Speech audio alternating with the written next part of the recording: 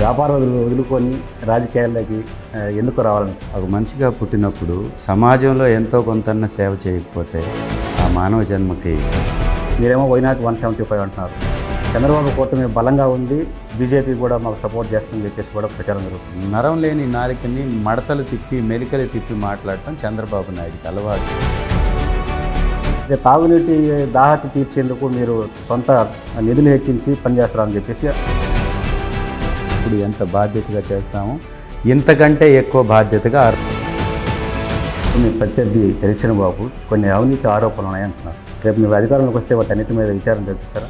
Election బాబు అనేటటువంటి వ్యక్తి గతంలో ఖచ్చితంగా తెలుగుదేశం పార్టీ అవినీతి మూటలతోటి కోటలు కట్టుకున్నటువంటి పార్టీ.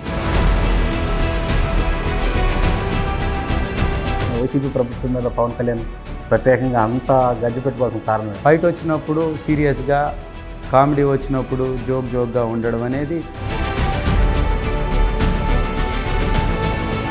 మీ పార్టీలో మాగుంట శ్రీనివాసరెడ్డి ఎంపీగా కూడా ఈ జిల్లాలో ఉన్నాడు. అయితే ఆయన పార్టీ మారడం కూడా జరిగింది. పార్టీ టికెట్ ఇవ్వకపోవడం మాత్రాన పార్టీ మారడం అంటే.